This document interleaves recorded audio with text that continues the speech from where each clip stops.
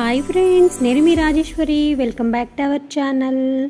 శ్రీరామ రామ రామీతి రమే రామే మనోరమే సహస్రనామ తత్తుల్యం రామనామ వరాననే. జై శ్రీరామ్.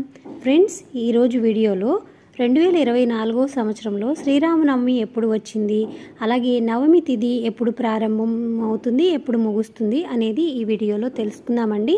ఫ్రెండ్స్, ఒక చిన్న రిక్వెస్ట్ అండి, మన ఛానల్ని ఫస్ట్ టైం చూసినట్లయితే ఇప్పటివరకు సబ్స్క్రైబ్ చేసుకోకపోతే సబ్స్క్రైబ్ చేసి పక్కనే ఉన్న బెల్ని కూడా యాక్టివేట్ చేసుకున్నారంటే నేను చేసే లేటెస్ట్ వీడియోస్ అన్నీ మిస్ అవ్వకుండా చూడొచ్చు. ఫ్రెండ్స్, చైత్ర శుక్ల పక్ష నవమిని శ్రీరామనవమిగా జరుపుకుంటారండి.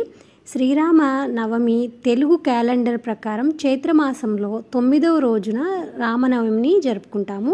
శ్రీరాముడికి సీతతో కళ్యాణం చేసిన సందర్భంగా రామనవమిని జరుపుకుంటాము. అలాగే కొన్ని ప్రదేశాల్లో రామనవమిని శ్రీరాముని జన్మదినంగా జరుపుకుంటారండి. దక్షిణ భారతదేశంలో శ్రీరాముడు మరియు సీతాదేవి వివాహం అన్ని రామాలయాల్లో నిర్వహిస్తారు. ముఖ్యంగా భద్రాచలం ఆలయంలో జరిగే కళ్యాణం అత్యంత ప్రసిద్ధమైనదండి. ఇంకా మనకి ముందుగా రామనవమికి ఎంతో ముఖ్యమైనది నవమి తిథి అండి. శ్రీరామనవమికి నవమి తిథి ఎప్పుడు ప్రారంభమైందో చూద్దాము.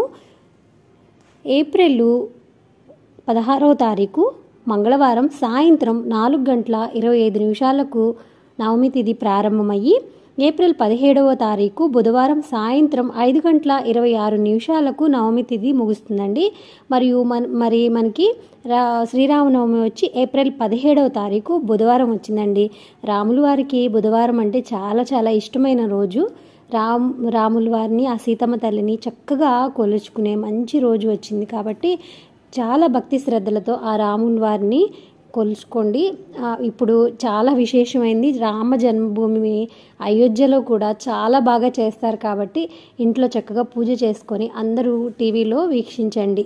చక్కగా రాముల వారిని దర్శించుకోండి. ఇక రాముల వారికి అత్యంత ప్రీతికరమైన నైవేద్యం వచ్చి మీ అందరికీ తెలిసే ఉంటుందండి, వడపప్పు పానకం. ఇంకా కొన్ని ప్రదేశాల్లో చలిమిడి కూడా నైవేద్యంగా పెడతారండి. ఇదండి ఈరోజు వీడియో.